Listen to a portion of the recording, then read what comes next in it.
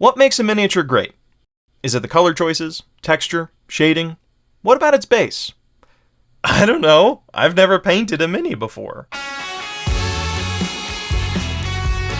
Hello everybody, my name is Blake Rhea, and this is Love, Death, and Dice. Today is a good day because I got into Warhammer Age of Sigmar. Don't ask my wallet though, they'll say it's a bad day. As I said, I have never painted a mini before, which is sort of true. These are the minis I tried painting but never finished. I impulsively bought a few models based on the box art, and I sadly lost interest in them as soon as I started priming them. I think the detail and the skills I thought I needed was just too intimidating for me at the time. That was 8 months ago, and I kinda gave up on Warhammer for a while. But that wouldn't last for long. Ghosts, ghouls, the restless undead, the Nighthaunt possessed every fiber of my imagination, and for the first time in the hobby, I went all in on an army. More importantly though, I became emotionally invested in seeing my little plastic dudes painted, playable, and looking great. What makes a miniature paint job great though? Since I hardly ever painted, I don't think I'm an authority on the topic. But that's not gonna stop me from painting up a couple ghosties and finding out. First, we gotta get these models into fighting shape. Snip them out of the sprue, make sure not to cut too deep like I did to avoid extra work later, hit the two parts with a drop of Tamiya extra thin, and bam, you're in business. The biggest hurdle of prepping Nighthaunt models is the gaps that run along their backs. One thing I see people using is Vallejo's plastic putty. It is soft and can be manipulated easily while still holding its shape. Plus, the precision tip is great for running the putty along the seams. Smack on a couple of layers, smooth it out with water, and you should be good. Wrong! I later found out this stuff recedes into the model since there is no backing on the inside. I think with some practice and some sanding, this will work really well, but that's a problem for future Blake. The final step of prep is to add a couple slate rocks using super glue as well as some texture paste. My end goal for this army is to have a graveyard theme, and Muddy Base works perfectly for that. I know, real original, but it's my army, not yours. Now that all of our models are prepped, we can focus on getting our primary colors blocked out. I'm still undecided on what the base color of the robe should be, so I'm going to paint two different models with two different color schemes. I think a good part of painting is knowing your weaknesses, and mine is thinning and fine detail. If I were to try and hand prime models, I know I'd get a splotchy, uneven mess. So instead, I'm going to be using rattle cans for the bulk of my coloring. This will give me a thin and even starting point for all of my models, and once I start batch painting, it's gonna expedite that process tremendously. 2 thin coats of Scarlet Red and Alien Purple, and these two are ready for detailing.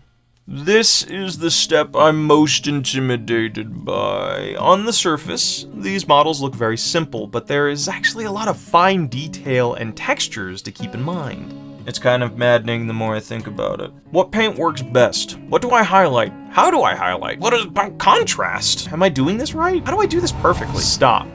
This is a hobby, friend. Yes, there are commonly accepted practices and theory, but we're here to have fun.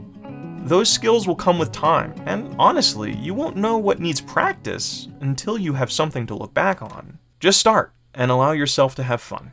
My motivation for this army was built on a simple idea. What if spirits could only manifest into physical materials like liquids, metals, or even fabric? When I look at the Chainrasp Horde, I think of ragged cloth caked in the grime and dirt of ages. I love this idea because I get to be messy and inexact. That's something I don't normally see with other Nighthaunt armies. Sponges are your best friend on this paint job. Using a lighter version of my base color, I dabbed on rough patches of paint, keeping to the top parts of the model. This highlights and textures my model in one step. This worked out great on the purple model. On the red one, not so much. I just didn't have a bright enough shade and the white was not mixing well for some reason. Instead of worrying about it, I'll just move on. I have a future step that might be able to highlight it in other ways. Using that same sponge, I took a dark gray and padded the tails of the model. I like this method because it's the exact opposite of how most Nighthaunt armies are done. When you see a classic Nighthaunt, it gets lighter as it goes down the model, creating an ethereal effect. I hope by doing the exact opposite of this, I can make the model feel like a solid object. Plus, with the bottom portions of the model being darkest, your eye will be drawn to the brightest point that is the head and face. Speaking of bright points, I need to figure out what my skulls are going to be colored. I already decided I was going to leave the hands and arms the same as the cloak, but the face needs a unique and bright color to draw attention to it. I based the bone area with an off-white, making sure to aim with great care and shit. No worries, a little bit of water and that'll wipe away no problem. Shit, that's even worse. Alright, no more cleanup. More cleanup. Now that the bones are done, let's talk metallics. Right now I'm using the P3 range, which is silky smooth goodness. All of the silver metals got a layer of boiler black, while the accents such as the hilt and spikes got a layer of blighted gold. I want these weapons to look like they've been sitting for ages, and these decayed metallics support that. I based the handles in a dark brown and then dry brushed a gray across all of its tiny ridges. Simple and sweet. Is what I'd say if I didn't ruin it. In trying to do one final highlight, I accidentally used too much light tan on my dry brush. Don't worry, all of this will go away soon. After honing my skills in dry brushing, I thought I'd give stippling a try. Using the same brush, I loaded up the faintest amount of Stormhost silver and jabbed the bristles onto all of my black metal bits. This created a pitted look to the metal. With a little cleanup around the finer points of the model, it's time to tackle the base. In hindsight, a lot of time could have been saved if I applied the rocks and texture paste at this part of the project. The way I positioned my rocks got in the way of painting all the elements closest to the ground, and this created a lot of cleanup work for me that could have been avoided. Plus, the texture paste and rocks were already the perfect colors. It's a learning process. All I can do is move forward and apply what I learned next time. I based the mud in Rhinox hide and the stones in Mechanicus gray. So far the color was looking good but lacked depth. Using various light flesh tones, I applied an overall dry brush to both the soil and stone. And again, way too much paint and way too bright. Weirdly enough, this did sort of work out for me because once I applied some shade paint, it darkened everything down to a normal level. Lastly, I applied a wash of Seraphim Sepia to the bones. This tinted those areas a beautiful yellow-brown, selling its age.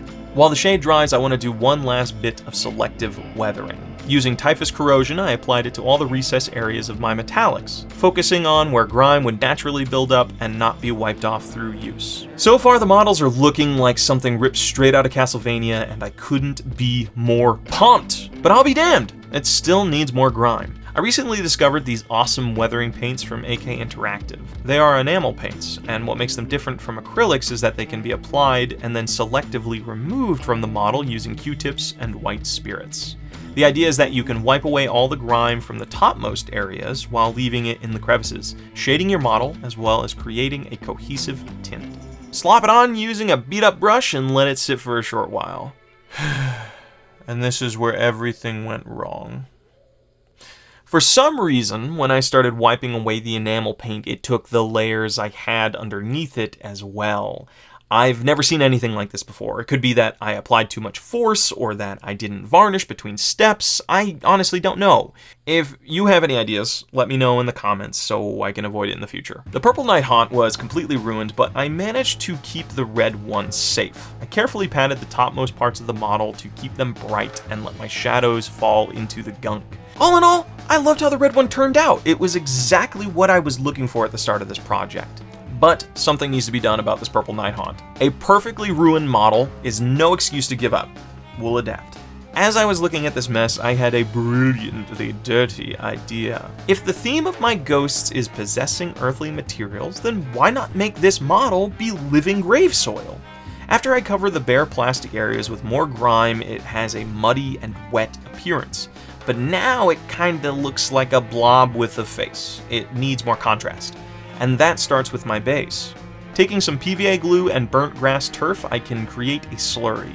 When this dries, it creates a lovely three-dimensional moss effect. I covered the edges of my rocks and some of the ground with this slurry. Next, I applied it to the tail end of my model, creating the same splotchy look as the red one, just in a new way. I made sure to apply it to other parts of the model to sell that overgrown and damp look. Make sure to pack on a bunch. It looks a little bit thick, but it dries very thin. The final step was applying some tufts and scattered leaves, and these models are complete.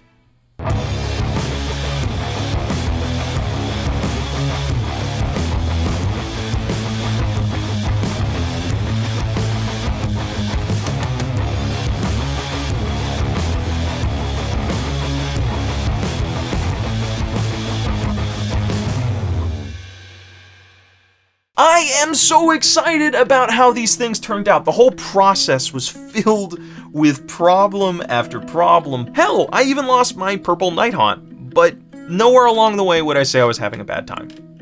At the top of the video, I asked what makes a model great, and now having painted a couple, I would argue it has nothing to do with the quality of the paint job. A model is great because it is complete. Okay, yes, paint jobs are important to making a model look great, but that's only part of something more significant. I want to share something with you that is rather embarrassing. I bought these models months ago, and while they sat in a box all that time, I bought paint after paint, brush after brush, constantly fussing about how I wanted to paint them, jumping from one idea to the next. I spent more money than I'm comfortable saying, all because I thought I needed these things to make the models great. In reality, this loop left me feeling unhappy and having nothing to show for it. But not anymore. When I look at the first models I have ever painted, I am not thinking about how I could have dry brushed better, or how my fine detail is lacking, or even the large mistakes I made along the way. I see commitment.